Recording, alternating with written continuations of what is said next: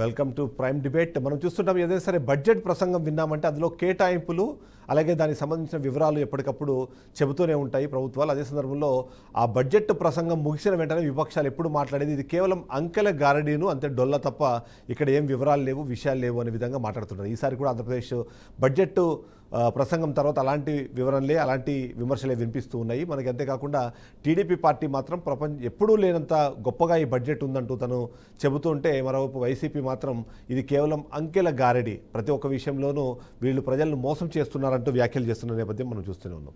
ఓవరాల్గా ఏంటి బడ్జెట్ ఎలా ఉంది, బడ్జెట్కి సంబంధించి విపక్షాలు అలాగే ప్రభుత్వ పక్షం ఏం మాట్లాడుతుందనే విషయంపై ఇవాళ చర్చ చేపట్టడం. చర్చలో మనతో పాటు ఇప్పటికే వైఎస్ఆర్సీపీ అధికార ప్రతినిధి కారుమూరి వెంకటరెడ్డి గారు జాయిన్ అయ్యారు. తను ఒకసారి అడిగి తెలుసుకునే ప్రయత్నం చేద్దాం. గుడ్ ఈవినింగ్ వెంకటరెడ్డి గారు. చిదంబరం మీకు బీఆర్కే న్యూస్ ప్రేక్షకులందరికీ నమస్కారాలు. Yes, good evening. ఎలా ఉందంటారు బడ్జెట్? మొత్తానికైతే ఎన్నడూ లేని విధంగా బ్రహ్మాండంగా బడ్జెట్ ఇచ్చాము ఈసారి, తద్వారా ప్రజలందరికీ మంచి జరగబోతుందని టీడీపీ పార్టీ చెప్తోంది. మీ అబ్జర్వేషన్ ఏంటి, మీ విశ్లేషణ ఏంటి ఈ బడ్జెట్ పైన? నాకు తెలిసి 78 సంవత్సరాల స్వాతంత్ర భారతదేశ చరిత్రలో ఏ రాష్ట్రంలో కూడా బడ్జెట్ లో అప్పులకు సంబంధించినటువంటి గడిచిన 5 సంవత్సరాలుగా అప్పుల వివరాలకు సంబంధించి పెట్టినటువంటి మొట్టమొదటి బడ్జెట్ ఇదే అంట.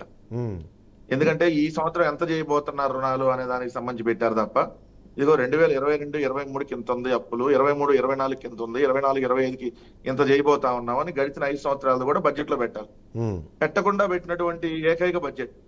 ఎందుకంటే ఆల్రెడీ మొన్న ఓటాన్ అకౌంట్ బడ్జెట్ తర్వాత పెట్టినటువంటి బడ్జెట్ చూస్తే క్లియర్ గా వాళ్ళ అప్పులకు సంబంధించినటువంటి వివరాలని చెప్పినప్పుడు వీళ్ళే 14 లక్షల కోట్లు అప్పు అన్నారు, తర్వాత 6.5 లక్షల కోట్లు అని చెప్పి ఏదైతే దీంట్లో చెప్పారో, ఏదైతే ఓవరాల్ గా అన్ని రకాల అప్పులు కార్పొరేషన్ అని చెప్పినప్పుడు కూటమి ప్రభుత్వం మీద ఏదైతే సోషల్ మీడియా సాక్షిగా లేదు మిగిలిన రాజకీయ పక్షాలు కూడా అదేంటి మీరు మనతో అంతకుముందు 14 లక్షల కోట్లు అప్పు అన్నారు కదా, ఇప్పుడు అప్పులు తక్కువ చేసి చూపించారంటే మీరు అబద్ధాలు ఆడి అధికారంలోకి వచ్చారనేది క్లియర్ గా ప్రజలకు కూడా ఎక్స్పోజ్ అయిన తర్వాత మళ్ళీ ఇప్పుడు వీళ్ళు ఎంత అప్పు చేశారు. ఎందుకంటే ఇప్పుడు ఈ 9 నెలల కాలంలోనే మనం చూస్తే దాదాపుగా కార్పొరేషన్ల ద్వారా ఏదైతే 14,000 కోట్ల రూపాయలు, అమరావతి పేరుతో ఒక 30,000 కోట్ల రూపాయలు, బడ్జెట్ లో ఒక 89,000 కోట్ల రూపాయలు అప్పులు చేశారంటే 1,35,000 కోట్ల రూపాయల అప్పులు దగ్గర ఈ 9 నెలల్లో చేసినటువంటిది. సో ఇవన్నీ లెక్కలు పెడితే ఎవరి హయాంలో ఎంతెంత అప్పులు జరిగినాయో చెప్పాల్సి వస్తుంది కాబట్టి దాన్ని మొత్తాన్ని స్కిప్ చేశారు. రెండోది, ఎవరైనా బడ్జెట్ పెడితే ఈ ప్రభుత్వం ఏంటి, మనకు వచ్చేటటువంటి ఆదాయం ఏంటి, ఏం చేయగలుగుతున్నాం, ఎంతెంత మంది దానికి అర్హులు ఉన్నారో చెప్పాలి. ఏ పథకానికి ఎంతెంత మంది అర్హులు ఉన్నారు, ఎంతెంత మనం కేటాయింపులు చేస్తున్నాం.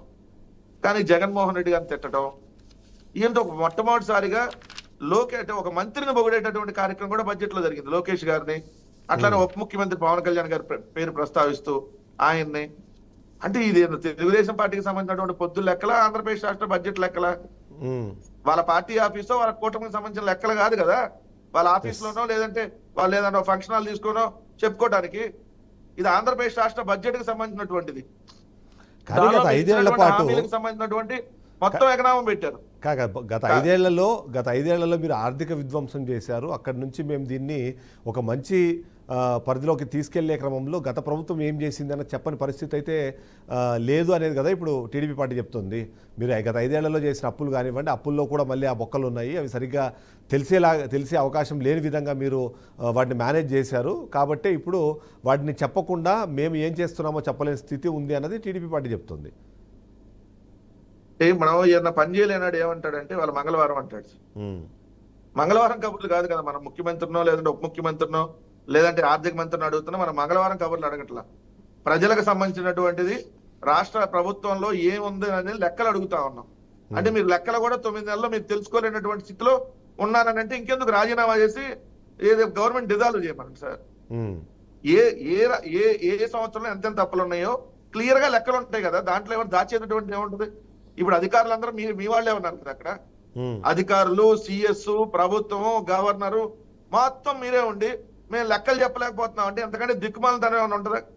ఇంకెందుకు మీరు ప్రభుత్వం ఎందుకు నడపటం? మీరు ప్రభుత్వం నడపట్లేదు. ఓ పార్టీకి సంబంధించినటువంటి ఏదో మీ లెక్కలు లేదంటే మీ లెక్కల బొక్కలకు సంబంధించిన ఏదో ప్రవేశపెట్టినట్టుగా ఉంది. క్లియర్ గా అడుగుతున్నా, మీరు ఇచ్చినటువంటి సూపర్ 6 కి సంబంధించిన దాంట్లో ఏ పథకానికి సంబంధించి మీరు ఈరోజు సూపర్ 6 లో దీపం పథకం ఆల్రెడీ 1,50,00,000 మంది 1,54,00,000 మంది దీపం పథకం కింద అర్హులు ఉన్నారు. అంటే గ్యాస్ కలెక్షన్ లో మీరు గడిచిన బడ్జెట్ లో 1 సిలిండర్ కి పెట్టారు. ఆ 1 సిలిండర్ లో కూడా డబ్బులు ఇప్పటికీ సగం మందికి రానటువంటి పరిస్థితి. ఇప్పుడు ఈ ఏడాది 3 సిలిండర్లు అని పెట్టారు. దాంట్లో 50 లక్షల మంది కోత వేశారు ఆల్రెడీ. 1,54,00,000 రేషన్ కార్డులు ఉంటే 4,000 కోట్లు అయితే 2,600 కోట్లు.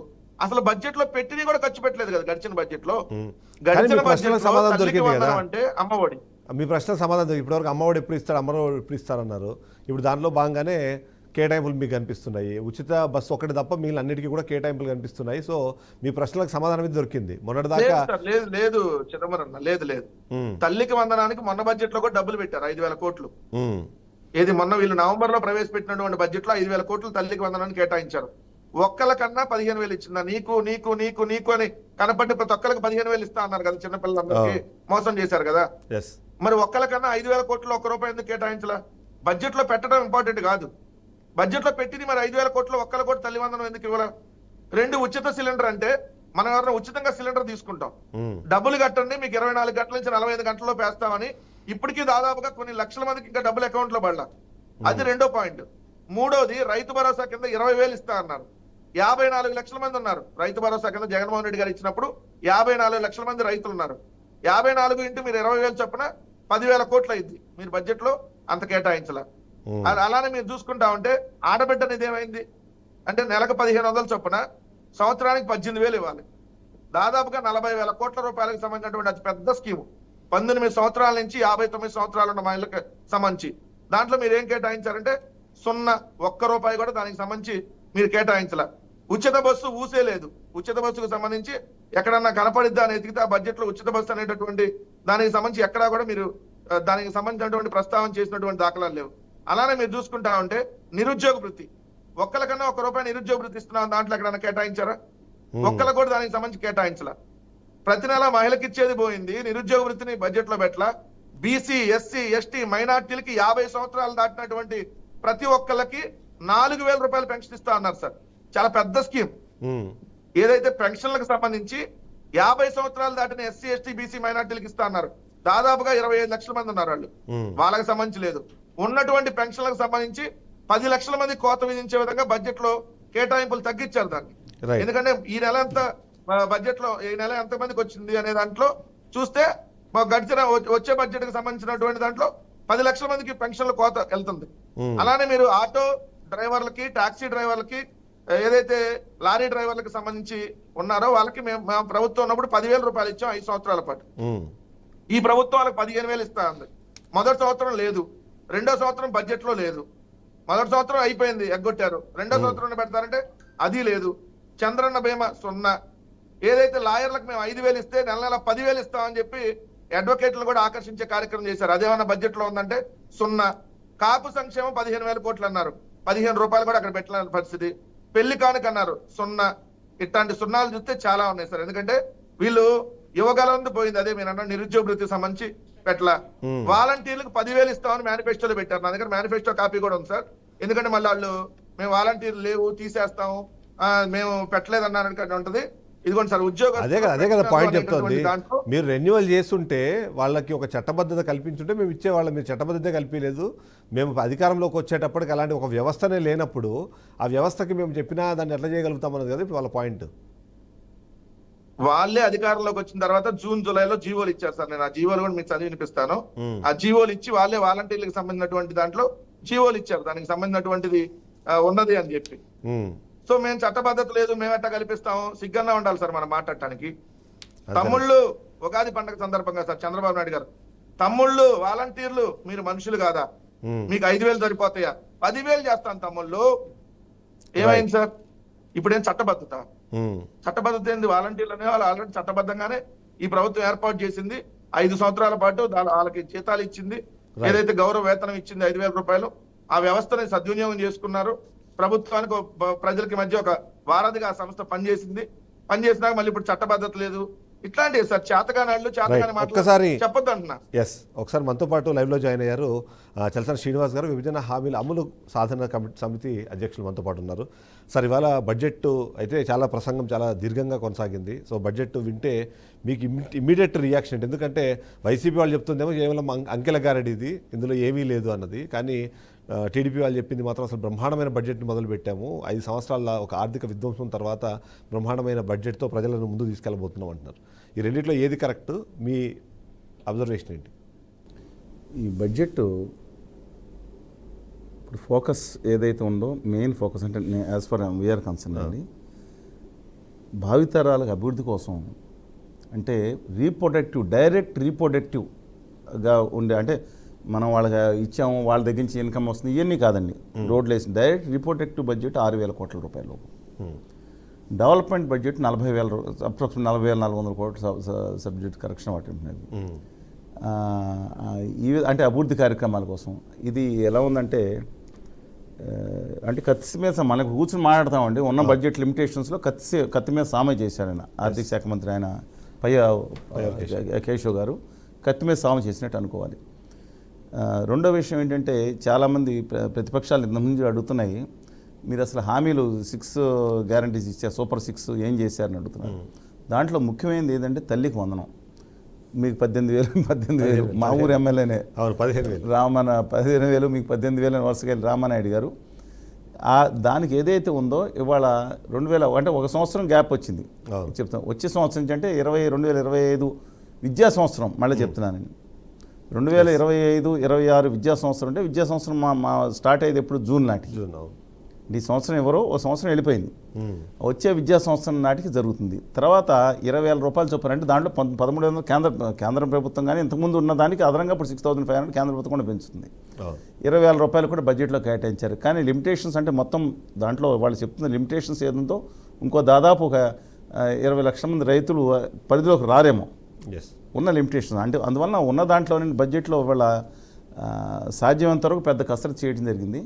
దానికి ఒక విధంగా అభినందించాలి. ఇంకో విధంగా నాకు అర్థం కాని బడ్జెట్ చదువుతుంటే ప్రతి రంగంలోనూ, పంచాయతీరాజ్ రంగంలో పాత గవర్నమెంట్ ఎలా చేసింది, ఈ కొత్త గవర్నమెంట్ నాకు అసలు అర్థం అవ్వట్లేదు. ఇది ఎవరినా ఒకసారి 2 సార్లు రిఫర్ చేస్తారు ఎంత దుర్మార్గం చేసింది. ఒక జలజీవన్ మిషన్ విషయంలో మాత్రం అలాంటి 2-3 విషయాలు, దాదాపు వచ్చిన 20 కంటెస్టుల్లో 17-18 కంటెస్టులో పాత ప్రభుత్వం మీద, అందుకే కదా వాళ్ళకి 11 సీట్లు ఇచ్చి పక్కన కూర్చోబెట్టారు, పరిపాలించలేదని అనుకుందాం. దాంట్లోనండి ఒక జలజీవన మిషన్ దాంట్లో పాటు ఇంకో 2 విషయాల్లో కేంద్ర ప్రభుత్వం ఇచ్చే నిధులకి సరిపడా గ్రాంట్ ఇవ్వకపోవటం వల్ల మిగతా రాష్ట్రాలు ఎక్కువగా అంటే మనకన్నా తక్కువ, నిజమే అది, మనకన్నా చిన్న రాష్ట్రం ఛత్తీస్గఢ్ మనకన్నా ఎక్కువ ఎందుకు తీసుకొచ్చింది, సరైన గ్రాంట్ మ్యాచింగ్ గ్రాంట్ ఇవ్వకపోవటం వల్ల నిధులు మునిగిపోతాయి. అలాంటి 2 రంగాల్లో మాత్రం ఐఎమ్ యాక్సెప్టింగ్ వాట్ ఎవర్ ఈ సెట్ ఈజ్ రైట్. మిగతా విషయాల్లో ప్రతి దాంట్లోనూ రిఫరెన్స్ తీసుకొచ్చి ఇతర రాష్ట్ర, ఇప్పుడు లాస్ట్ ఇయర్ బడ్జెట్ వచ్చి ఇప్పుడు 2వ బడ్జెట్, అంటే పూర్తికాల బడ్జెట్ పెట్టదు 2వ బడ్జెట్. ఇంకో 3 సంవత్సరాలన్నా పాత ప్రభుత్వాన్ని అంటారా? నేను చెప్తున్నాను అబ్సల్యూట్గా సైడ్ అంటే అద్భుతమైన కవితలు, అద్భుతమైన కొటేషన్స్ బాగా కనపడి, స్కూల్స్ విషయంలో వాట్ ఎవర్ ఈ సెడ్ సరే ఇస్తున్నాం అంతవరకు ఓకేనండి. స్కిల్ డెవలప్మెంట్కి 1,223 కోట్ల రూపాయలు పెడుతుంది జరిగింది. మిగతా అంశాలు మంచిది, అంతవరకు మంచిది. బట్ వాళ్ళ అమరావతి మీద నేను కాన్సన్ట్రేట్, మా మీద కేసులు కూడా ఉన్నాయి చెప్పాను కదండి. అమరావతి ఇప్పుడు వైఎస్ఆర్ కాంగ్రెస్ పార్టీ ప్రభుత్వం పోలీసులతో పెట్టించిన కేసులు మా మీద, మామూలు అలాంటి ఇంకో 2 వేదన. కానీ మేము ఎవరు చూపించరు, మీ మీడియాలో మా రోజు మీరు లేరు అంటే మరి మా మిగతా వాళ్ళందరూ చూపిస్తున్నారు, మాకు ఎవరో చూపిస్తారు మీడియాలో. నేను చెప్తున్నాను ఎన్ని వేదన పెట్టి నేను అడుగుతా ఉన్నాను. ఇవాళ అమరావతికి ₹1 లాస్ట్ ఇయర్ బడ్జెట్లో ఎందుకు పెట్టారు? 15,000 కోట్లు అన్నారు. సరే దాంట్లో ఎంత అమరైందో పక్కన పెట్టండి. ఇవాళ బడ్జెట్లో ఏంటంటే మోడీ గారి సాయంతో ₹1 12,900, ఇప్పుడు దయచేసి తప్పుదారి పట్టించకూడదు, ₹1 కేంద్రం నుంచి సాయం వచ్చిందా? నేను అడుగుతున్నాను సాయం, దాన్ని అప్పులు తీసుకొచ్చే సిస్టంలో. ఇవాళ అప్పులు ఈ 2 కలిపండి దాదాపు 60,000 కోట్ల రూపాయలండి. అంటే దీనికి పాత ప్రభుత్వాన్ని అంటున్నాం, కొత్త ప్రభుత్వం 34,000 కోట్ల రూపాయలు ఒకటిను, 25,000 కోట్ల రూపాయలు అప్రాక్సిమేట్. చూడండి ఒకసారి దాంట్లో ఎంత ఉందో. మళ్ళీ దాని గురించి సబ్జెక్ట్ కరెక్షన్ అంటున్నా, ఎగ్జాక్ట్గా ఫిగర్స్ మాట్లాడాలనుకుంటే ఇవాళ దాదాపు ఈ ఉన్న బడ్జెట్లో ఎంత అవుతుంది. రెండోది రాష్ట్రం యొక్క స్టేట్ ఓన్ ట్యాక్స్ రెవెన్యూ, అంటే మిగతాది వచ్చేది కాకుండా తీసుకుంటే 1,08,000-9,000 కోట్లు అండి. అప్పులు 1,04,000 కోట్లు. స్టేట్ ఓన్ ట్యాక్స్ రెవెన్యూ ఏదైతే ఉందో దానికన్నా ఎస్ఓటీఆర్ దాదాపుగా ఇటు. దీంట్లో మీరు విచిత్రం ఏంటంటే ఇంతకుముందు చూసుకుంటే బడ్జెట్లు, మళ్ళీ చెప్తాను, బడ్జెట్లో మన రాష్ట్రం తీసుకునే మొత్తం ఆదాయంలో ఎస్ఓటీఆర్లో జీతాలకి పోటీ పడితే పెన్షన్లు పెరిగినాయండి. నేను అట్లా వ్యతిరేకంగా నేను చెప్తున్నాను, ప్రజలకు చెప్పాలి కదా. జీతాలకి వీళ్ళ ప్రభుత్వాల భవిష్యత్తు కోసం అంతా కలిపి 40,000 కోట్లు డెవలప్మెంటు, ఇంక్లూడింగ్ ఏది భావితరాలు బాగుంటానికి అన్నింటికి అభివృద్ధి కోసం డెవలప్మెంట్ బడ్జెట్, మిగతా అంతా అప్పులకే ఇల్లు కట్టుకోవడానికి 60,000 కోట్లు, మిగతా సంక్షేమానికి ఇలా జరుగుతుంది. అందువల్ల దాంట్లో డైరెక్ట్ బెనిఫిట్ అయితే ఇంకా 6,000 కోట్లు ఇంకా తక్కువ ఉందండి, ప్రోత్సాహకాలు ఇండస్ట్రీస్ ఇచ్చేది. ఇవాళ తీసుకుంటేనండి జీతాలతో పాటు పెన్షన్తో పాటు అడ్మినిస్ట్రేటివ్ ఎక్స్పెండిచర్ ఇవన్నీ కలిపి ఎస్ఓటీఆర్లో దాదాపు 80-90% చేరుకుంటుందంట. నమ్ముతున్నారా మీరు అసలు? భవిష్యత్తు కోసం అంత బడ్జెట్ ఇది. అందువల్ల ఏదైతే ఉందో ఫోకస్డ్గా ఉండటంలో కొంత అంటే దానికి కూడా కింద ఇచ్చారండి ఓవర్ రైడింగ్ పాయింట్. 2026 నాటికి కొన్ని విషయాలు మేము పెంచడం జరుగుతుంది ఇంట్లో అనేది కేంద్ర ప్రభుత్వ సాయం 7,400. కేంద్ర ప్రభుత్వం ఓ పక్కన సాయం తగ్గిపోయిందని మొత్తం గణాంక శాఖ వివరాలు ఇస్తుంది. కేంద్ర ప్రభుత్వం నుంచి రాష్ట్రానికి రావాల్సింది అంటూ MNGR మహాత్మా గాంధీ నేషనల్ రోజ్గార్ దాంట్లో కేంద్రం చేస్తున్న దుర్మార్గ ప్రయత్నాలు తగ్గిపోయింది. అలాగే రాష్ట్రానికి రావాల్సిన మీరు 2011 తీసుకుని మొత్తం రాష్ట్రానికి రావాల్సిన దాంట్లో తగ్గించారు. దాదాపు మనం గత 2 years చూసుకుంటే 17,000 కోట్ల రూపాయలు కేంద్ర నిధులు తగ్గిపోయినాయి. దాని మీద మనం వీళ్ళు అనకూడదు, కేంద్రాన్ని అనకూడదు, దాంట్లో భాగస్వామ్యం కదా. అదాని గారు కేంద్ర ప్రభుత్వం, ఉత్తర భారతీయ జనతా పార్టీ కేంద్ర ప్రభుత్వం భాగస్వామ్యం, ఎన్డీఏ ప్రభుత్వాన్ని పొగడాలి. అందువల్ల అబ్సల్యూట్గా నేను చెప్తున్నానండి, ఇది కత్తిమీద సామె. నేను వ్యక్తిగతంగా ఇప్పుడైనా బుగ్గన గారు కన్నా ఎవరైనా వ్యక్తిగతంగా మనం ఎందుకు విమర్శిస్తాం? కత్తిమీద సాము సాధ్యమంతగా ఆయన ప్రయత్నాలు చేశారు. ఇక్కడ చాలా కీలకమైన విషయం ఏంటంటే ఆత్మస్తుతి పరనింద అన్నట్టు ఎక్కువ అయిపోయింది. ఆయన బుగ్గన రాజేంద్ర రెడ్డి చెప్తున్నారు 35 సార్లు జగన్మోహన్ రెడ్డి పేరు తీసుకున్నారు గత ప్రభుత్వం. అదే పాత ప్రభుత్వం, నేను అదే 37 నేను లెక్క పెట్టలేదని కాబట్టి లెక్క పెట్టి ఉంటారు. నేను మీకు ఆయన విషయం తెలియకుండా నేను చెప్తున్నాను. ప్రతి పాయింట్లోనూ ఇంత ప్రభుత్వం ఇలా చేసింది, ఇంత ప్రభుత్వం ఇలా చేసింది అంటే ఫస్ట్ ఇయర్ సెకండ్ ఇయర్ ఈ విషయం చూస్తాను వచ్చే 5 ఏళ్ల వరకు ఇది జరుగుతున్నట్టుంది. అందుకనే 11 సీట్లు ఇచ్చారంటున్నా నేను లోపాలంటే. అందువల్ల రెండోది, నేను ఫ్రీ బీస్ అని అందరికి అంటలేదండి, ఇవాళ మీరు మళ్ళీ ముందుకు తీసుకెళ్తున్నారు. ఈ ఫ్రీ బీస్లో ఆ పన్నులకు ఇవ్వండి, నాకు లేదు. ఇవాళ పెన్షన్లు ఎంతమందికి ఇస్తున్నారు, ఎంతమంది తగ్గిస్తున్నారండి? వృద్ధా పెన్షన్ అనేది మీరు బడ్జెట్ పెట్టారు, ఇవాళ కొత్తగా పెన్షన్ ఎంతమందికి ఇస్తున్నారు మీరు? 59. నేను పాయింట్ ఒకటి అడుగుతున్నాను స్పష్టంగా, మీరు 50 ఏళ్ళు దాటిన బీసీ ఎస్సీ మైనార్టీ అందరికీ 50 ఏళ్ళు దాటిన అందరికీ కూడా మహిళలందరికీ కూడా మీరు ఇస్తానని చెప్పారు. మీరు ఇస్తారన్నారు కదా, ఇవాళ బడ్జెట్లో పొందుపరచట్లేదు. రెండోది, రాష్ట్రంలో కండిషన్స్ నాట్ అప్లైడ్ అని మళ్ళీ చెప్తున్నా. ఏ మహిళ అన్నా సరే 18 సంవత్సరాలు దాటిన ప్రతి మహిళకి 18 నెలకి, మళ్ళీ సంవత్సరానికి ఒకసారంటే పార్టిసిపేట్లకి వెళ్ళి కుదరదు, నెలకి 1,500 రూపాయలు చొప్పున. ఇవాళ బడ్జెట్ ఆంధ్రప్రదేశ్లో ఉన్న జనాభా ఎంత, బడ్జెట్ రిఫ్లెక్షన్ ఎంత? డిస్పైట్ నేను ఒకటి చెప్తున్నాను, కత్తి మీద సాము. ఇంతకుముందు చెప్పాను, బుగ్గన గారు ఢిల్లీకి సూట్ కేసు వేసుకుని అప్పుల కోసం కనపడినప్పుడల్లా తిరిగేవారు. ఈయనేమో పెద్ద భోషారం వేసుకుని అప్పుల కోసం తిరగాల్సిన పరిస్థితి. ప్లస్ ఇంకొక అడ్వాంటేజ్, ఇప్పుడు అక్కడ కేంద్ర ప్రభుత్వం అధికారంలో ఉంది, ఎన్డీఏలో వీళ్ళు భాగస్వామ్యులు కాబట్టి ఎంతో కొంత అడ్వాంటేజ్ వస్తుందనే ఎక్స్పెక్టేషన్తో వెళ్తున్నట్టు. వాళ్ళ పోలవరం కూడా అంతే. పోలవరం గురించి మాట్లాడుతండి, నేను తర్వాత మాట్లాడమంటే మాట్లాడతాను మీకు విత్ డ్యూ రెస్పెక్ట్స్. ఒక్కసారి పోలవరం గురించి చెప్తాను. నేను పోలవరం సాధన సమితి ఎర్ర నారాయణ స్వామి గారి దాంట్లో ఉన్నామని మేము 1989 నుంచి నమ్మక ద్రోహం నయవంచిన నీచ నికృష్టంగా ప్రవర్తించి నేను చెప్తున్నాను. వాళ్ళ తెలుగు జాతి ఆవేదన మాట్లాడాలండి. ఈ బడ్జెట్ రిఫ్లెక్షన్ మాట్లాడుతూ ఉన్నాను విత్ డ్యూ రెస్పెక్ట్స్. ఏం చేశారండి ప్రపంచ చరిత్రలో, దాని మీద మీటింగ్, ప్రపంచ చరిత్రలో చెప్తున్నాను, పర్పస్ ప్రాజెక్టులో డెడ్ స్టోరేజ్ ప్రాజెక్ట్ కింద పెట్టిన ఏకైక ప్రాజెక్టు మీరు అర్జెంటీనా దగ్గర నుంచి జపాన్ దాకా చూసుకోండి. ఇలా చేస్తే కనీసం దాని మీద ఎలా చేస్తారని లేదండి. సర్వనాశనం చేయదలుచుకున్నారా ఈ రాష్ట్ర బడ్జెట్? నేను చెప్తాను ఇంకోటి, మీ రాష్ట్ర బడ్జెట్ గురించి నేను ఈ విషయంలో లావు శ్రీకృష్ణదేవరాయలు గారికి, మిథున్ రెడ్డి గారికి అందరికీ రేపు పొద్దున్న లేకపోతే అందరికి పంపిస్తున్నామండి. మొన్న ఆల్రెడీ విజ్ఞప్తి చేశాను. మిథున్ రెడ్డి గారు అన్న నేను ఇలాగా స్పందించారన్నారు, శ్రీకృష్ణదేవరాయలు గారు మాట్లాడుతున్నారు, రామ్మోహన్ రెడ్డి గారి గురించి మాట్లాడుకున్నారు, గాలి మోటార్ల శాఖ మంత్రి, ఆయన ఆమోదించినట్టున్నారు.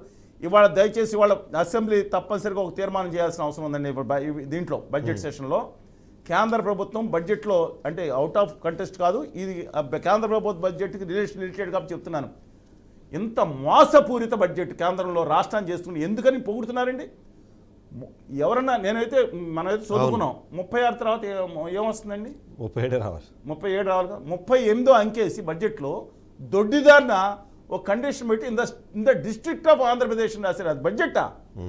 ఆంధ్రప్రదేశ్ స్టేటా బడ్జెట్ డిస్ట్రిక్ట్ అంటే రాసి ఇక ఈ ప్రాజెక్ట్ని క్లోజ్ చేస్తామని దొంగదారిని పెడితే సిగ్గు లేకుండా నేను చెప్తున్నాను ఎవరైతే ఏమైందండి ఎంపీలు తప్పు, 36 మంది తప్పే. ఉన్నారు. పరిమళ అత్వానీ గారు జగన్ గారు తీసుకొచ్చి పెట్టారు అని పరిమళం మనకు రిజల్ట్లు అక్కడ జరుగుతుంది. నేను డిబేట్ చూసే వాళ్ళందరూ చెప్తున్నా, రాజకీయ పార్టీలు ఒకసారి పక్కన పెట్టండి, కొంచెం 5 నిమిషాలు కుల మత విద్వేషాలు పక్కన పెట్టండి. నేను అడుగుతుంది తప్పు అయితే మాట్లాడమని ఎవరైనా సరే ఛాలెంజ్ చేస్తున్నా, ఎక్కడికి రమ్మంటే అక్కడికి వస్తే ఢిల్లీలోకి వచ్చి ఛాలెంజ్ చేస్తున్నా.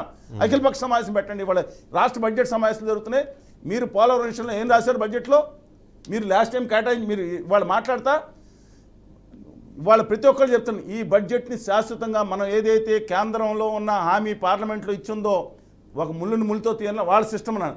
ఈ బడ్జెట్ కనుక కేంద్రం బడ్జెట్ కనుక వాళ్ళ ఆమోదం వాళ్ళ చెందితే శాశ్వతంగా ఈ ప్రాజెక్ట్ని క్లోజ్ చేసేసి రావాల్సిన 40,000 కోట్లు అయిపోతుంది. రాష్ట్ర బడ్జెట్లో దీన్ని రిఫ్లెక్ట్ చేయలేదు. ఇది దుర్మార్గం అంటున్నానండి. ఎస్, అది చాలా కీలకమైన అంశము. దానిపైన అందరూ భావి వచ్చే చర్చించాల్సిన 200 అవసరము, సంవత్సరాలు రెస్పాండ్ అవ్వాల్సిన అవసరం నాశనం మనకు కనిపిస్తుంది. ఎస్, వెంకటరెడ్డి గారు, సో ఈ పాయింట్ చాలా కీలకమైన పాయింట్. ఎందుకంటే ఆంధ్రప్రదేశ్ రాష్ట్రానికి ఖచ్చితంగా జీవనాడిగా పోలవరాన్ని మాట్లాడుతున్న నేపథ్యంలో సరే మన బడ్జెట్కి అది కనెక్టెడ్ కాబట్టి అలాంటి ఒక చర్య జరుగుతున్నప్పుడు ఎవరో దాన్ని గమనించకపోవడము, దాని మీద రెస్పాండ్ అవ్వకపోవడము అన్నది ఖచ్చితంగా ఒక అంటే దుర్మార్గం అని చెప్పాల్సిన పరిస్థితి. మీరేమంటారు?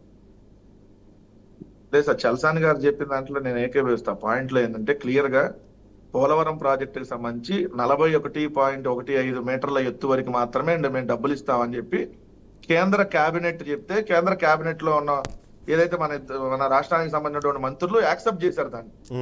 అది కూడా ఈ ప్రభుత్వం వచ్చినాక. ఎందుకంటే పోలవరం ప్రాజెక్టుకి సంబంధించి 55,000 కోట్లు అంతకుముందు అంచనా వేయం, కానీ 30,000 కోట్లతో మొత్తం క్లియర్ చేస్తాం, ఎందుకంటే మేము ఇవ్వమని చెప్తే యాక్సెప్ట్ చేశారు దాన్ని. దానిలో భాగంగానే ఇంకో 12,000-13,000 కోట్లు ఏదైతే పెండింగ్ ఉన్నాయో 41.15 మీటర్కి దాన్ని ఓకే చేసింది ఈ ప్రభుత్వం. అంటే ఎన్డీఏ ప్రభుత్వం, ఇక్కడ ఉన్నది కూడా ఎన్డీఏ ప్రభుత్వం, అక్కడ ఉన్నది ఎన్డీఏ ప్రభుత్వం. దానికి నోరు మూసుకొని కూర్చున్నారు. ఈ రోజు మేము పార్లమెంట్ లో అనేక సార్లు ప్రస్తావించాం అంశాన్ని. ప్రస్తావించి పోలవరం అనేది ఒక జీవనాడి అయితే దాన్ని ఈ రోజు మీరు ఒక నార్మల్ ప్రాజెక్ట్ గా తీసుకెళ్లిపోతున్నారు, దానివల్ల రాష్ట్రానికి ఇబ్బంది అని చెప్పి అనేక సందర్భాలు మేము మొత్తుకుంటా ఉన్నాం దాన్ని. సో ఖచ్చితంగా ఆయన రైజ్ చేసినటువంటి పాయింట్ యాక్సెప్ట్ చేస్తాం. రెండో దానికి సంబంధించి క్లియర్ గా ఇప్పుడు బడ్జెట్ కి సంబంధించి ఇందాక ఆయన ఒక వ్యాలిడ్ పాయింట్ చెప్పారు. ఎందుకంటే ఇక్కడ అర్హత గురించి చెప్పలేదండి. వాళ్ళు ఇచ్చిన మేనిఫెస్టోలో ఇందాక చలసాని గారు చెప్పినట్టుగా ప్రతి ఒక్కరికి అన్నారు. ఇక్కడ మేనిఫెస్టోలు చూడండి సార్, యువతకు 20 లక్షల ఉద్యోగాలు, నెలకు 3,000 నిరుద్యోగ వృత్తి, అర్హతతో సంబంధం లేదు. స్కూల్కి వెళ్ళే ప్రతి విద్యార్థికి ఏడాదికి 15,000. ఆ స్కూల్కి వెళ్ళే అర్హత సంబంధం లేదు. స్కూల్కి వెళ్ళే ప్రతి ఒక్కరికి, వాళ్ళు లక్షాధికార కోటేశ్వరులతో సంబంధం లేదు. ప్రతి రైతుకి ఏటా 20,000 ఆర్థిక సాయం, ప్రతి మహిళకి నెలకు 1,500, ప్రతి ఇంటికి ఏడాదికి వచ్చిన 3 గ్యాస్ సిలిండర్లు, మా మహిళలకు వచ్చిన బస్సు ప్రయాణం, ఇవన్నీ ప్రతి ప్రతి ప్రతి ప్రతి అందరికీ అని ఇచ్చారు మేనిఫెస్టోలో. మరి ఈరోజు కేటాయింపులు ఎక్కడ ఉన్నాయి? 0 కేటాయింపులు, అనేక దానికి సంబంధించి 0. కొన్నిటికి కోత. పెన్షన్లకు సంబంధించి అయితే ఎంత దారుణం అంటే సార్, అవ్వ తాతలకు పెన్షన్లు వీలైనంత పెంచాలి సార్ ఎప్పుడైనా. ఎందుకంటే 60 సంవత్సరాలు దాటినటువంటి ఏదైతే అవ్వతాతలకు సంబంధించినటువంటి ప్రతి ఏడాది నార్మల్ గా పెరుగుతా ఉంటాయండి. ఇప్పుడు అంతకుముందు జగన్మోహన్ రెడ్డి గారి ప్రభుత్వం ఉన్నప్పుడు 66 లక్షల మందికి పెన్షన్లు ఇచ్చారు. ఇప్పుడు చంద్రబాబు నాయుడు గారు వచ్చినాక దాదాపు 2.5 లక్షలు తగ్గిపోయినాయి, 63,59,000 అయినాయి. అంటే దానికి వాళ్ళు కారణం చెప్తున్నారు కదా, అంటే అనర్హులందరికీ పింఛన్లు ఇచ్చేశారు, మీ కార్యకర్తలకి వాళ్ళకి అర్హత ఉన్నా లేకపోయినా పెన్షన్లు ఇచ్చారు, వాటిని అడ్డుకోవాల్సిన బాధ్యత ఉంది ప్రభుత్వానికి, డబ్బులు వేస్ట్ అవ్వకూడదు అంటే ఇలాంటి కొన్ని చర్యలు తీసుకోక తప్పదు అనే విషయం చెప్పే ప్రయత్నమే కూడా ప్రభుత్వం చేస్తుంది. అది కాదంటారా? కాదు సార్, నేను ఒక మాట చెప్తా, నేను మీకు విత్ ఆధారాలు నేను చూపిస్తాను. ఎందుకంటే వాళ్ళ అబద్ధాలే వాళ్ళ జీవితం కాబట్టి. ఇదిగోండి సార్, ఇది ఒక పేపర్ క్లిప్పింగ్, ఎందుకంటే మీకు పూర్తిగా కనపడదు కాబట్టి నేను చదివి వినిపిస్తా. శ్రీకాకుళం రిమ్స్ ఆసుపత్రి నుంచి ఇటీవల 100% బ్లైండ్ అని ఆనందరావుకు వైద్యులు ఇచ్చిన సర్టిఫికెట్, 100% బ్లైండ్ అని తెలుగుదేశం ప్రభుత్వంలో కూడా సర్టిఫికెట్ ఇచ్చారు. ఇతనికి పెన్షన్ లేదు.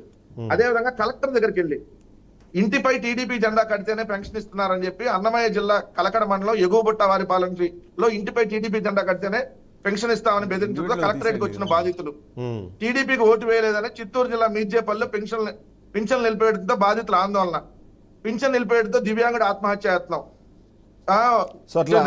చాలా ఉన్నాయి. ఇట్లాంటివి చూస్తే మొత్తం మీకు చాలా లిస్ట్ ఉంది. అంటే ఈ ప్రభుత్వంలో కొత్త పెన్షన్ ఒకరికి ఇవ్వకపోగా జగన్మోహన్ రెడ్డి గారు దిగిపోయే సమయానికంటే జనవరిని జగన్మోహన్ రెడ్డి గారు లాస్ట్ పెన్షన్ లో కొత్త పెన్షన్ ఇచ్చిన లాస్ట్ జనవరి సార్ 2024. జనవరి నుంచి మార్చి వరకు 2 లక్షల మంది కొత్తగా అప్లై చేసుకున్న వాళ్ళు ఉన్నారు.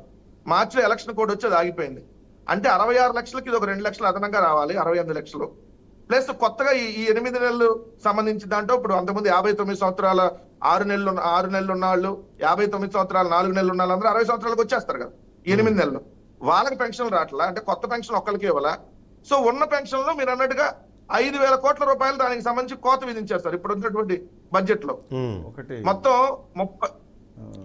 32,634 కోట్లు అయితే Yes. 27,518 కోట్లు పెట్టారు.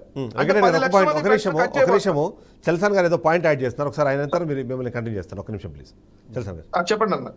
ఒకటి వారు వివరాలు కేసు వారు ఇస్తున్నారు, కొంచెం తగ్గిస్తున్న మాట అనర్హులకు తీసేయటం తప్పేం కాదండి. ఆ పనులకు ఇంకే ఇవ్వాల్సిన అవసరం ఉంది. కానీ నేను అడుగుతున్నాను, ఆ పనులకు ఇవ్వాలి, నేనేం అబ్సల్యూట్ ఫ్రీ బీస్ అని అన్న ఆ పనులు ఇవ్వాలి. కానీ మీరు అందరూ కలిసి మీరును ఎన్డీఏ కూటమి కోసం రాష్ట్రాన్ని ఎక్కడ తీసుకెళ్తున్నారండి? మధ్యతరగతి వాళ్ళు ఈ దేశంలో లేరా అండి వెంకటరెడ్డి గారు? మధ్యతరగతి వాళ్ళ గురించి నేను మాట్లాడుతాను, మీరు అందరూ మాట్లాడుతాను, ఆ పనులకు చేద్దాం, అంత బాగానే ఉంది. ఈ మధ్యతరగతి సొసైటీ ఏమో జరుగుతుందండి? ఆరోగ్యశ్రీ వాళ్ళకి వర్తించదు, మిగతాది కట్టుకోవాలంటే వాళ్ళ ట్యాక్స్ ఏమో సెంట్రల్ గవర్నమెంట్ ఇన్సూరెన్స్ మీద కూడా ట్యాక్స్లు వేస్తూ ఉంది 18% ఎంత కావాలంటే అంత. అది ఇప్పుడు తగ్గించేసి లాస్ట్ 2 ఏళ్ళ నుంచి పెంచేసింది ఇన్సూరెన్స్ కంపెనీసు లిమిటేషన్. నేను అడుగుతున్నాను, ఆ పనులకి మీరు ఇవ్వండి, ఇంకా ఎక్కువ ఇవ్వండి అవసరం వాళ్ళకి. మీరు అందరూ కూడా ఫ్రీబీ పాలిటిక్స్ అనేది ఎవరైతే చెప్తున్నారో, నేను మొత్తానికి అనకపోయినా ఎక్కడ తీసుకెళ్ళిపోతున్నారు రాష్ట్రాన్ని? మీరు అభివృద్ధి బడ్జెట్ ఎంత పెట్టారో తెలుసండి మీకు? గత 5 సంవత్సరాల్లో ఎంత డెవలప్మెంట్ యాక్టివిటీస్ మీద మీరు ఇవ్వండి, మీ దగ్గర డీటెయిల్స్ ఇవ్వండి, నేను దాన్ని ఇస్తాను. ఎందుకంటే అబ్సల్యూట్గా నేను చెప్తున్నాను, మీరు సవరించుకోండి. నేను అందే మనం ఇప్పుడు అవతలాన్ని మీద అన్నట్టే మీరు అవతలాల మీద అనొచ్చు. ఎవరికి ఆత్మసాక్షి అంటూ ఉంటుంది కదా. మొత్తం మీరు రాష్ట్ర స్టేట్ డెవలప్ ఇప్పుడు జలజీవన్ మిషన్ అయితే వాళ్ళు చెప్పింది కరెక్ట్ కదండి. నేను 35 అంశాల గురించి నేను మాట్లాడాను, కానీ 2 అంశాలు అయితే ఇస్తాను, కరెక్ట్ కదా. మీరు సవరించుకోండి, తప్పైతే చెప్పండి, నేను మాట్లాడింది. అందువల్ల ప్లీజ్ గో హెడ్ అండి. ఎస్ వెంకటరెడ్డి గారు. సార్, ఒకటి చంద్రబాబు నాయుడు గారి ప్రభుత్వం పెట్టినటువంటి మూలధనం ఏంటంటే జగన్మోహన్ రెడ్డి గారి ప్రభుత్వం ఇది 2014 to 19 కంపేర్ చేసుకుంటే దాదాపుగా ఏడాదికి 5,000 కోట్లు అదనంగా ఖర్చు పెట్టింది మూలధనం. ఖర్చు పెట్టారన్నది క్వశ్చన్. అది డైరెక్ట్ డెవలప్మెంట్ యాక్టివిటీ ఇండైరెక్ట్ పెట్టుకున్నారని అడుగుతున్నా, అది కూడా ఉంది డీటెయిల్స్ పెట్టాలి. డైరెక్ట్ డెవలప్మెంట్ సార్, ఈ రోజు కాదు చెప్పండి ఒకసారి. మొదటి దశలో రెండో దశలో 27,000 స్కూళ్ళు, మొదటి దశలో 15,000 స్కూళ్ళు, రెండో దశలో 27,000 స్కూళ్ళు నాడు నేడులో భాగంగా నిర్మాణం. ప్రతి గ్రామంలో 2,000 జనాభాకు వచ్చి ఒక గ్రామ సచివాలయం, రైతు భరోసా కేంద్రం, హెల్త్ క్లినిక్, చాలా చోట్ల డిజిటల్ లైబ్రరీ నిర్మాణాలు. గ్రామ సచివాలయం అనేది ఒక గ్రామానికి వచ్చి కొత్త అంగన్వాడీ భవనాలు, 17 మెడికల్ కాలేజీల నిర్మాణాలు, 4 పోర్టులు, 10 ఫిషింగ్ హార్బర్లు, 6 ఫిష్ ల్యాండ్ సెంటర్లు. ఇవన్నీ ఆంధ్రప్రదేశ్ డెవలప్మెంట్ యాక్టివిటీ కాదని చల్సాని శ్రీనివాసరావు మేధావులంటే ఆశ్చర్యం కలుగుతుంది. ఎందుకంటే ఇవన్నీ ఇప్పుడు ఎవరు కాదన్నారు? మీరు ఎంత ఖర్చు పెట్టారు? అవును, మీరైతే ముందు అన్నారు కేటాయింపులు కనిపిస్తున్నాయి కానీ ఖర్చు పెడుతున్నారా, మీరు ఎంత ఖర్చు పెట్టారు అనేది అట్లా చెప్పండి. నాకు బాధలేదు క్వశ్చన్ అంతే. 17 మెడికల్ కాలేజీలు కళ్ళ ముందు కనపడుతున్నాయి సార్. 17 మా పాలకోల మెడికల్ కాలేజ్ ఏమో, నేను పాలకోల్లో ఉన్నాను, మా శివదాం చిక్కాలని చెప్తున్నాను. 17 మెడికల్ కాలేజ్ మీరు కన్స్ట్రక్షన్ మొదలైందా? ఎంత ఖర్చు పెట్టారు? కనపడుతున్నాయి. మీరు మోస్ట్లీ మెజారిటీ గ్రామాలకు వెళ్ళి చూడండి, రైతు భరోసా కేంద్రాల నిర్మాణాలు అయిపోయి ఉన్నాయి, సచివాలయాల నిర్మాణాలు అయిపోయి ఉన్నాయి, ఏదైతే చాలా చోట్ల హెల్త్ క్లినిక్ నిర్మాణాలు అయిపోయి ఉన్నాయి. ఇవన్నీ కళ్ళ ముందే గ్రామాల్లో కనపడుతున్నాయి.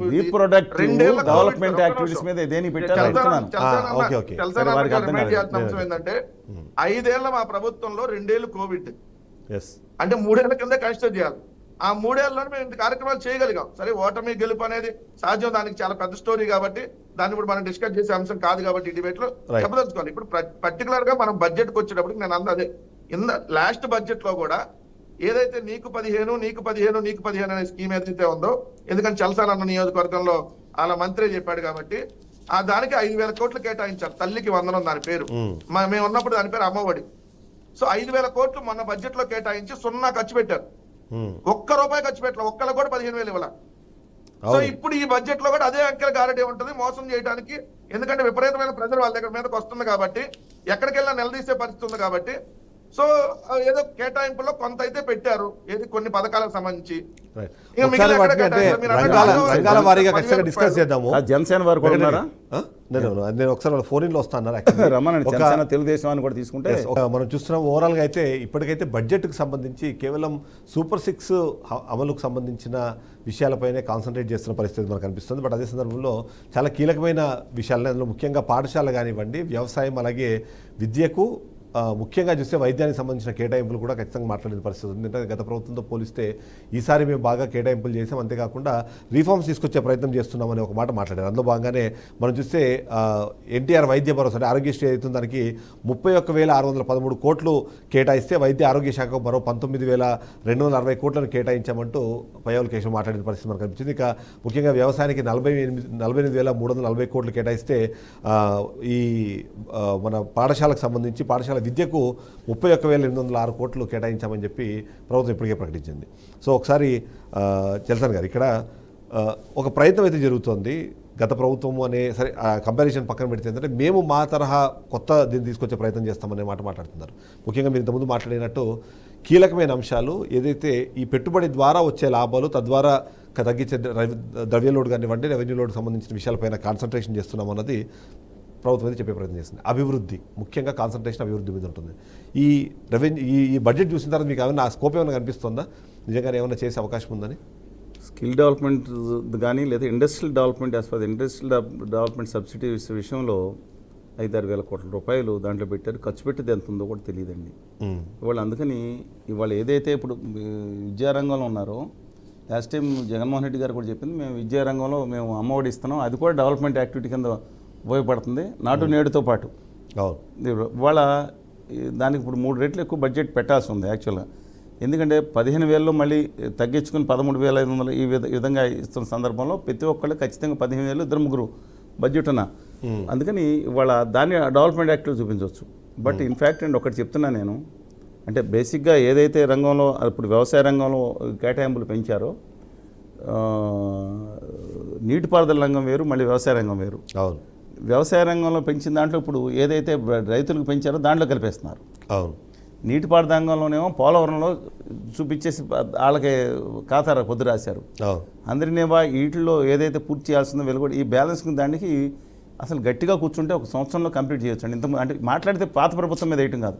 అందుకని 11 అనేక సార్లు చెప్తున్నారు 11 సీట్లు మరి వాళ్ళ డిఫరెన్స్ ఎన్నాళ్ళు చేస్తారు, ఇప్పుడు అయిపోయిన 4. అందుకని బట్ ఒక్కడి ముందుగా నేను చెప్తున్నాను, ఇవన్నీ కూడా యాజ్ ఫర్ యాజ్ నేను మన ఒక యూత్కి ఒకటే చెప్తున్నాను, వీటి వల్ల కానీ రేపు పొద్దున్న ఇంకా నయం దీంట్లో మన మిత్తల్ గారు మారవాడి గారి కంపెనీకి పెట్టలేదు. ఇంకా ఇవాళ ఇండస్ట్రియల్ ఇన్సెంటివ్స్ అందరికీ ఎవరికి వెళ్ళిపోతాయి చెప్తున్నానండి.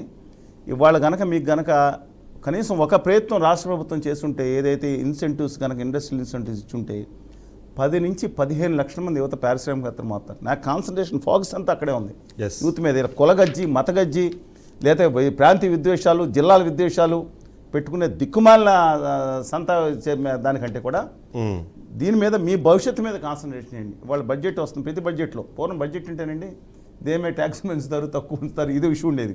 ఇప్పుడు తగ్గిపోయింది, ఎప్పుడు కావాలంటే అప్పుడు వేసుకుంటా ఉన్నారు. కాబట్టి మన బడ్జెట్లో వేసేవారు 90%. ఇవాళ దీంట్లోనండి ఇండస్ట్రియల్ ఇన్సెంటివ్స్ ఎందుకు ఎక్కువ కాన్సన్ట్రేషన్ చేయలేదంటే, కేంద్రం నుంచి వచ్చిన రాయితీలు ఏదైతే ఉన్నాయో దాని మీద మొత్తం కాడి పడేసి కూర్చున్నారు. అంటే జగన్మోహన్ రెడ్డి గారు ఆయన పడేశారు, కనీసం ప్రధానమంత్రి వచ్చినప్పుడు మాట మాట్లాడారు హోదా విభజన మీద. ఇవాళ మొత్తం 100% నేను వాళ్ళ అసెంబ్లీ రేజ్ చేయాలి, మరి వాళ్ళ ప్రతిపక్షాలు వెళ్ళాలి. శాసనసభ 100% ట్యాక్స్ ఎగ్జంప్షన్స్ అవసరం లేకుండా, హక్కు లేకుండా గుజరాత్కి తరలించుకెళ్ళిపోయినప్పుడు మనకు రావాల్సిన అవసరం ఉంది. దానికి కంపేటివ్గా మ్యాచింగ్ గ్రాంట్ ఆంధ్రప్రదేశ్ ప్రభుత్వం ఇవ్వాల్సింది. అసలు అదే లేనప్పుడు ఇది ఎలా కుదురుతుందండి? రెండోది బనకచెర్ల, నేను ఇది అయిపోయిన తర్వాత బనకచెర్లకు వస్తాను.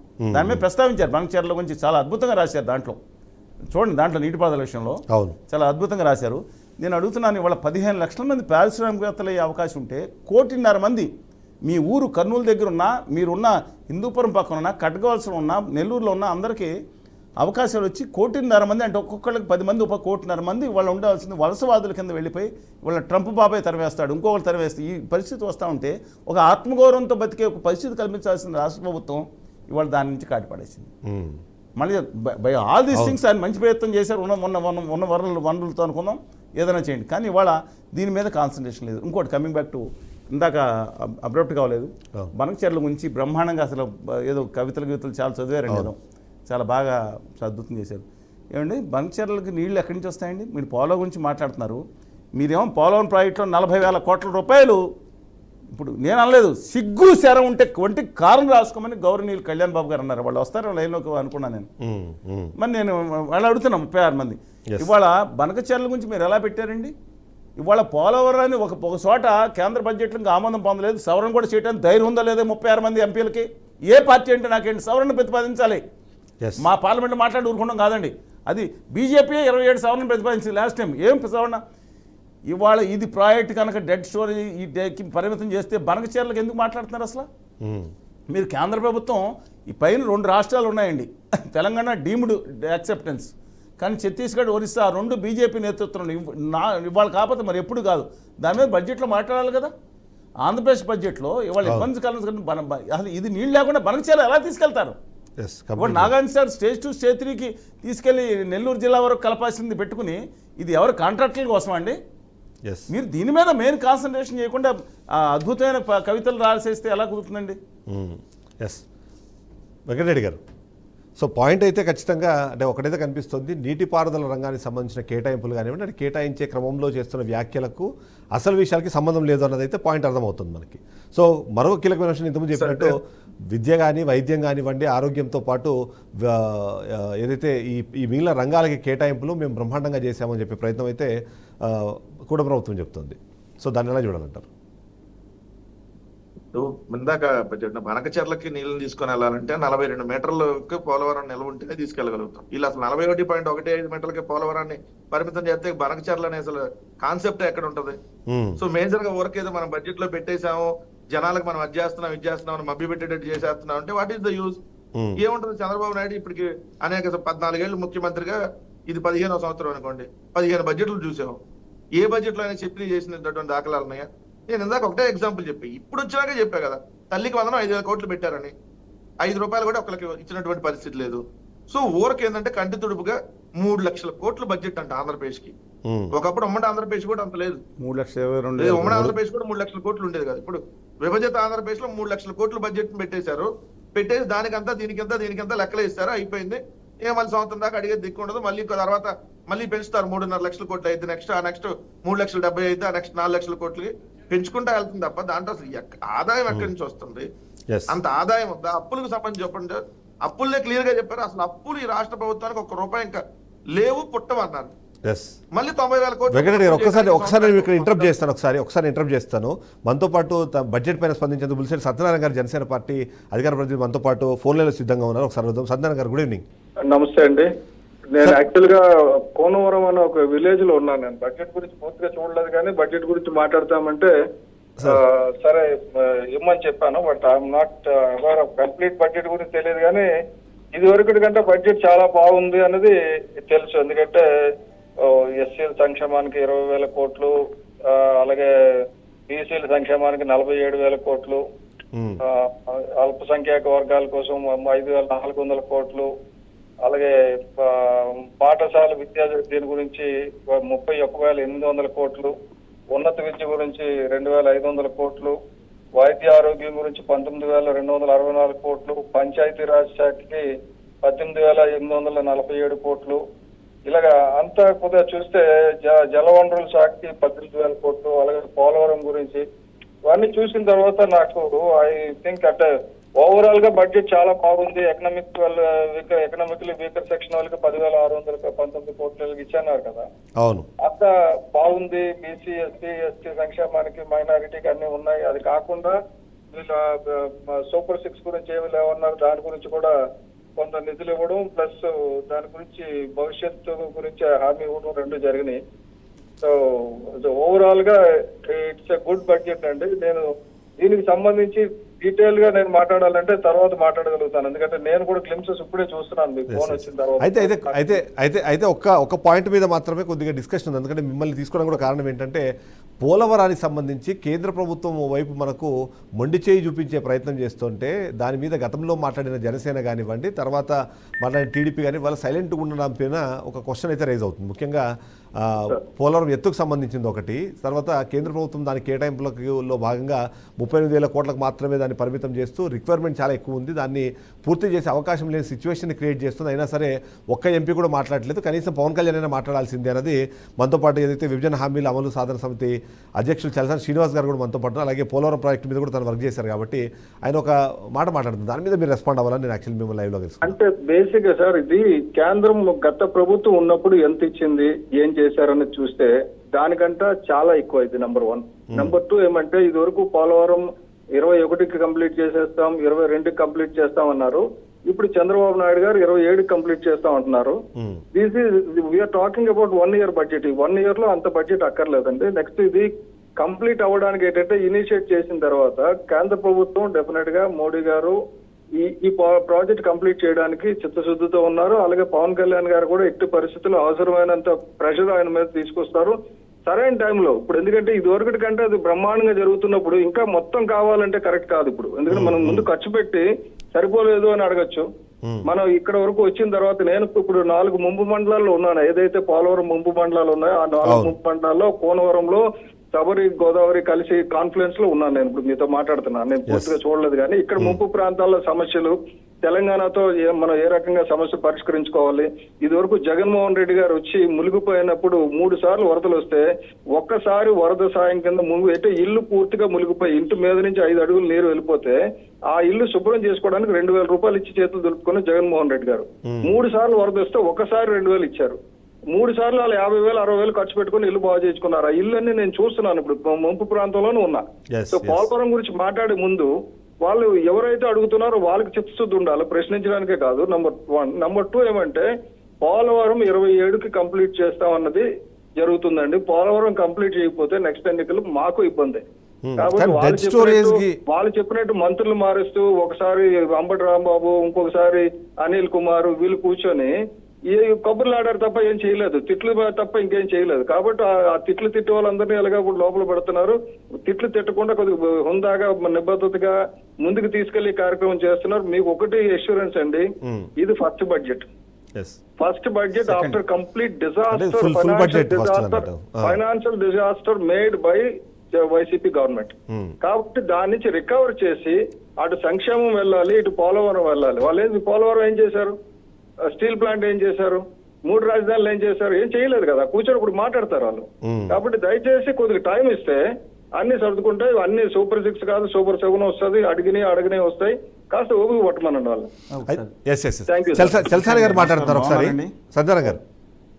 సత్యనారాయణ గారు నమస్కారం, బాగున్నారా? నమస్తే. ఫస్ట్ క్లాస్ చలసాని గారు. మొత్తాన్ని తిరుగుతున్నారు మన ఏరియాలో. సరే అండి, తిరగాలి కదండి, మనం తిరగపోతే లేదు. నేను అక్కడ సేవా కార్యక్రమాలు పెట్టాను, మీకు తెలుసు ఎన్నిసార్లు నాకెందుకు తెలియదు. అది కాదు అడిగింది ఒకటే. సరే బడ్జెట్ గురించి సరే వాళ్ళు అలా చేశారు కాబట్టి వాళ్ళకి 11 సీట్లు వచ్చినాయండి. 10 అందు గురించి నేను ఇప్పుడు అదే అందులో అనుమానం లేదు నాకు. మీరు అందరూ కూడా వాళ్ళ మీ ఎంపీలు కూడా 2 ఉన్నారు. తక్షణమే బాలశౌరి గారు కానీ వీళ్ళు కానీ చేయాల్సిన పని ఏంటంటే అర్జెంటుగానే మీకు దృష్టికి తీసుకొస్తున్నాయి. ఎందుకంటే మా ఎర్రనారాయణ గారు ఎర్రగో లేరు పెద్ద. ఇవాళ ఆ కేంద్రంలో ఒక దిక్కుమాలిన ఒక పదాలు యాడ్ చేసండి, ఈ ప్రాజెక్ట్ని శాశ్వతంగా కూడా డెడ్ స్టోరేజ్ ప్రాజెక్ట్గా చేసేస్తున్నాం, ప్రాజెక్ట్ కంప్లీట్గా భావిస్తున్నామని అనుబంధ దాంట్లో 3rd డాక్యుమెంట్లో 36 తర్వాత 38వ పాయింట్ పెట్టారు. తక్షణమే మీరు స్పందించి దీన్ని అమెండ్మెంట్ కనుక పెట్టకపోతే మీరు దయచేసి మీ అధ్యక్షుల గారి దగ్గర తీసుకెళ్ళి శాశ్వతంగా వచ్చే 200 సంవత్సరాల వరకు అన్యాయం చేసినట్టు అవుతుందండి. ఆ పాయింట్ ఒకసారి మీ దగ్గర బహుశా వచ్చి ఉండదో, లేకపోతే మీరు స్పందించి ఉండరు. పంపించండి, నేను తర్వాత తప్పకుండా చూసి. లేదు, ఆ పాయింట్ చాలా ఇంపార్టెంట్. సర్వనాశనం చేసినట్టు జరిగిందండి. మీరు ఆ రోజు కళ్యాణ్ బాబు గారు అన్నారు, ఒంటి కారణం రాసుకున్నారు ఎంపీలు, సిగ్గు శరవంటి గట్టిగా మాట్లాడారు. ఇవాళ పాయింట్ వచ్చింది, మీరు స్పందించారు. ఎందుకంటే మీరు connected to the project, forget others అండి. ఇవాళ చలసాని గారు, ఆ బడ్జెట్ మీ దగ్గరికి వచ్చి చలసాని ఉండదు. గారు, ఒక చిన్న రిక్వెస్ట్ నేనేమంటే మీ లోపం- మీరు ఏంటి లోపం అనేది నాకు పంపిస్తే ఆ లోపాన్ని సరిదిద్దే ప్రయత్నం 100% సార్లు, ఎందుకంటే 100% పాలు చేస్తాం. నెక్స్ట్ మీరే కాదు, వైసీపీ కూడా ఇగో పలానాది తప్పు జరుగుతుంది సవరించండి అంటే వీఆర్ రెడీ. Yes. అంతే తప్ప మన కన్స్ట్రక్టివ్ సజెషన్ ఇవ్వండి, వీఆర్ రెడీ టు నేను అదే అమెండ్మెంట్ అర్జెంట్ గా పెట్టండి, ఇలా శాశ్వత నష్టం జరిగిపోతుంది. అమెండ్మెంట్ మీరు పెట్టించకపోతే మనం BJP 27 మంది amendment పెట్టారు, పంపించండి, స్పందించట్లేదండి. అది తప్పకుండా జరిగేటట్టు చూస్తాం. అంటే తెలుగుదేశం నుండి వైకాపా వాళ్ళు స్పందించారు. Yes. అంటే కొంతమంది ఎంపీలు అన్నా మీ వాళ్ళు స్పందించట్లేదు, అందరికి పంపించమన్నాం. ఆలోచించండి ఒకసారి, చాలా అన్యాయం జరుగుతుంది. ఖచ్చితంగా నేను మీ దగ్గర తీసుకొచ్చే ప్రయత్నం చేస్తాను. చలసాని గారు మీకు ఆల్రెడీ పరిచయం ఉన్నారు, తను యాక్టివ్గా పంపిస్తారు. నేను కూడా మీకు దాన్ని ఆ కాపీని పంపిస్తాను. మీరు ఖచ్చితంగా దాని మీద రెస్పాండ్ అవ్వాల్సి, ఎందుకంటే పోలవరం అన్నది ఆంధ్రప్రదేశ్కి జీవనాడే కాదు. అది కాదు, పోలవరం లేకపోతే గ్రావిటీలో శ్రీకాకుళంకి నీరు రావు, ఉత్తరాంధ్ర సుజల సమస్య లేదు. Yes. సమస్య అవ్వదు. కాబట్టి దీని మీద మొత్తం స్టేట్ ఇంట్రెస్ట్ ఉంది. టెక్నికల్ గా పెద్ద ప్రాజెక్ట్స్ కి నేను వ్యతిరేకమైనా కూడా Polavaram project is already in people mind లోకి వెళ్ళిపోయింది, దాన్ని మనం ఏం చేయలేం. కాబట్టి డెఫినెట్ గా అది పోలవరం ఇంప్లిమెంట్ అవుతుంది. అది కూడా 27కే కంప్లీట్ అయ్యేటట్టు, మళ్ళీ 29 వరకు వెళ్లకుండా, ఎక్స్టెన్షన్ వెళ్లకుండా 27 కాదు ప్రాజెక్ట్ కంప్లీట్ అవడం అంటే డ్యామ్ కట్టడం కాదండి. మొత్తం అంతా అయిపోయింది. ఎత్తకం రాక్ఫీల్డ్ డ్యామ్ ఏముంది, దాంట్లో 2000 కోట్లు పెట్టి చేస్తారు. ఇష్యూ అది కాదు, నీళ్లు నిలబెడతాం అనేది ఇదే డైవర్షన్ అండి. అప్పుడు ఒక ఆయనేమో ఇంచులతో కొలుచుకోమంటారు, ఒక ఆయనేమో కట్టిస్తాం అన్నారు. ఉమా గారి దగ్గర నుంచి అనిల్ కుమార్ గారి అంబటి రాంబాబు, వాళ్ళ ఇష్యూ అది కాదండి. మొత్తం డైవర్షన్ పాలిటిక్స్ నడుస్తుంది. నీళ్లు ఎంత ఎత్తులో నిలబెడతారా లేదా అనేది ఇంపార్టెంట్ అండి. కడతాం, ఎలా కడుతున్నారు కంప్లీట్ చేసి బాధ్యత మళ్ళీ డిఫరెంట్ ప్రాబ్లం. మనం పోలవరాన్ని తక్కువ చేసే అధికారం ఏ గవర్నమెంట్ కి లేదు. 150 తగ్గించే అవకాశం లేకుండా, కానీ నీళ్లు నిలబెట్టే విషయంలో మాత్రం దుర్మార్గం జరుగుతుందండి. వాళ్ళ కేంద్ర బడ్జెట్ చెప్పింది అది. శాశ్వతంగా వచ్చే 200 సంవత్సరాలు ఈ దుర్మార్గాన్ని మనకు మీరు దయచేసి ఏమండి. ఇప్పుడు చలసాని గారు, ఇప్పుడు 4 ముంపు మండలాల్లో ఈ రోజు వరకు గత ప్రభుత్వం ఏ ఇంట్రెస్ట్ తీసుకోలేదు. 4 ముంపు మండలాల్లో ఉన్న ప్రజలకు రిహాబిలిటేషన్ కల్పించలేదు. వాళ్ళ స్కూల్స్ ఉండండి, వాళ్ళ స్కూల్స్ లేవు. ఇవన్నీ లేకుండా నీరు నిలబెడితే ఇక్కడ ఉన్న వాళ్ళందరూ గంగలో కొట్టుకుపోతారు.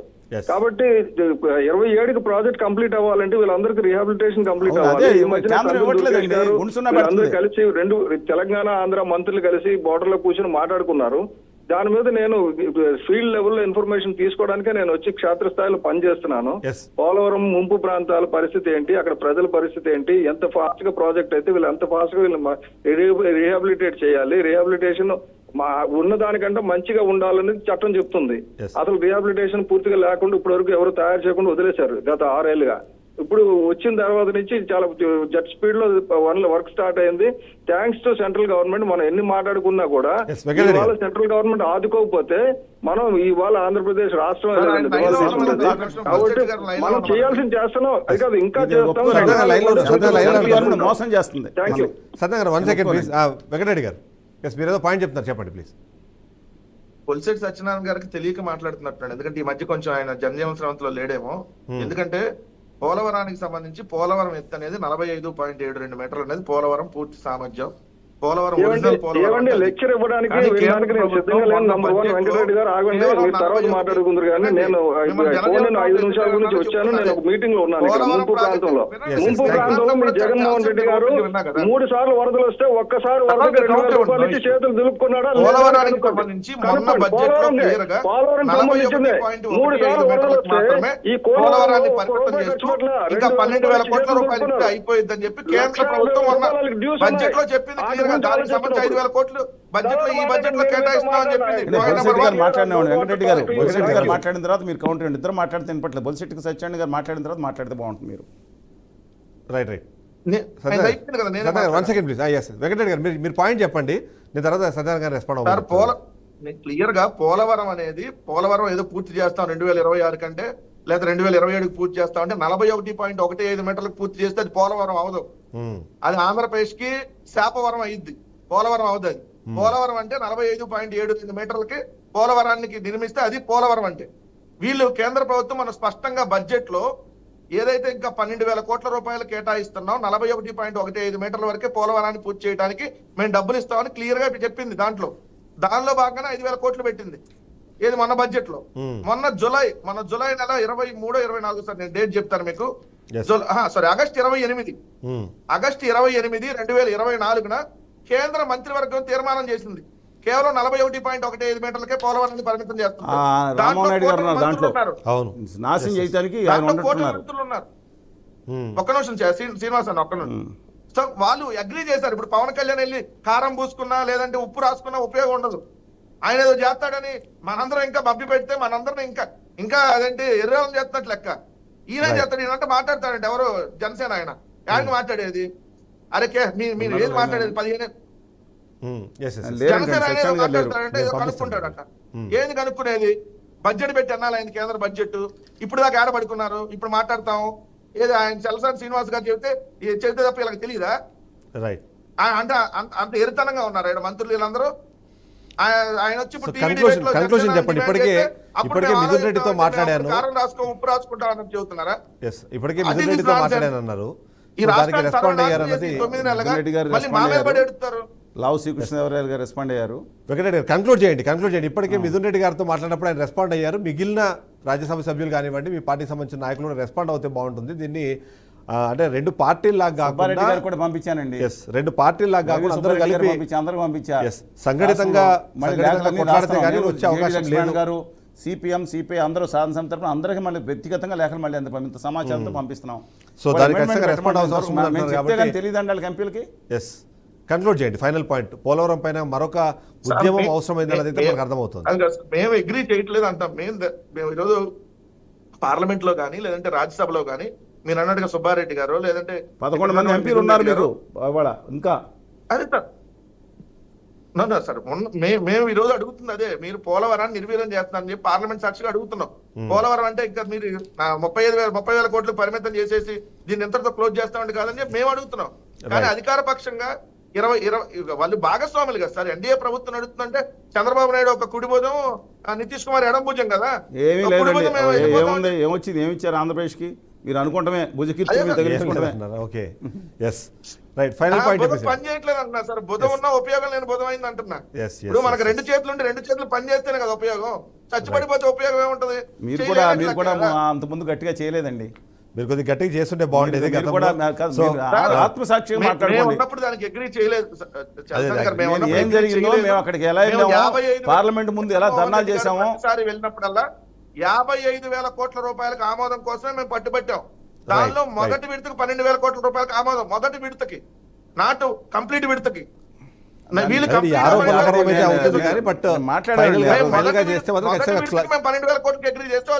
మాట్లాడిన విషయంలో ఆల్రెడీ జగన్మోహన్ రెడ్డి గారికి మన ఎవరో ఎర్ర నాగేంద్రనాథ్ గారు వెళ్ళారు. ఆయన చంద్రబాబు నాయుడు గారు కూడా చెప్పాం, చరిత్రలో ద్రోహిగా మిగిలిపోద్దండి. పాప ఆయన 2019లో ఒప్పుకోలేదు. జగన్మోహన్ రెడ్డి గారు కూడా 2023 మేలో కనుక ఒప్పుకుంటే కనుక ఆ రోజు 2 నిమిషాల్లో 12,950 కోట్లు వచ్చాయి, 157 కోట్లు ఇంక్లూడింగ్ పీపీఏ. ఈయన కూడా ఒప్పుకోలేదు. కనీసం ఎందుకు ఇవ్వండి అన్నారు. 10,400 కోట్లు దీనికి బదులు ఎక్కడెక్కడ ఎతికి ఆవిడ ఇచ్చేశారు. కానీ ఇవాళ పరిస్థితి బాగాలేదండి. వీళ్ళందరూ కూడా, నేను ఇంక్లూడింగ్ దిస్ పార్టీ, ఎవ్రీబడి ఇవాళ ఆదాని గారి పార్టీ, ఉత్తర భారతీయ జనతా పార్టీకి ట్యూన్స్కి అనుగుణంగా పనిచేసే వాళ్ళే దురదృష్టకరం. ఆంధ్రప్రదేశ్ తెలంగాణ చూసుకోవాలి. అన్ఫార్చునేట్ అని చెప్తున్నాను. ఎవరు ఆత్మసాక్షి తెలుసు. వాళ్ళ బడ్జెట్లో 7 నెలలు తిట్టుకోవడానికి కానీ కేంద్రాన్ని గట్టిగా తోలపాకుతో కొడదాం కాదు, గట్టిగా నిలదీసేది. వీళ్ళందరినీ వాళ్ళు పెట్టి ఆడిస్తున్నారు. అన్ఫార్చునేట్, ఇది వెరీ అన్ఫార్చునేట్. ఎవరు ఆత్మసాక్షి కాదు తెలుసు. ఖచ్చితంగా ఇప్పుడు మరో ఉద్యమంకి సిద్ధం అవ్వాల్సిన అవసరం అయితే కనిపిస్తుంది అన్నదే చాలా క్లియర్గా అర్థమవుతుంది. డెఫినెట్గా కలిసి వెళ్ళాలి, అందరూ కలిసి వెళ్లాల్సిన తరుణం ఆసన్నమైంది. ఎందుకంటే మిగిలినవన్నీ సందర్భాల్లోనూ రాజకీయాలు చేసుకున్న పర్లేదు కానీ బట్ రాష్ట్ర ప్రయోజనాల విషయం వచ్చేటప్పటికి అందరూ కొట్లాడాల్సిన అవసరం అయితే కనిపిస్తుంది. బట్ అన్ఫార్చునేట్గా నిజంగా చెప్పాలంటే ఓవైపు కూటమిలో భాగస్వామ్యులుగా ఉన్న పార్టీలు వాళ్ళ అధికారంలో ఉన్నాయి. ఆ కూటమిని ఎదిరించేందుకు అంటే అది బలం సరిపోతుందో లేదో అనే ఆలోచనతో వైసీపీ ఉందన్న అనుమానం వ్యక్తమవుతున్న నేపథ్యంలో ఏం జరుగుతుందో ఖచ్చితంగా చూడాల్సిన అవసరం. Thank you very much Venkatareddy గారు, థ్యాంక్ యూ వెరీ శ్రీనివాస్ గారు, thank you very much Satyanarayana గారు. మీరు లైన్లోకి వచ్చి మీ అభిప్రాయం వెల్లడించినందుకు. ఇది వాళ్ళ షో. రేపటి షోతో మళ్ళీ కలుద్దాం. Stay tune.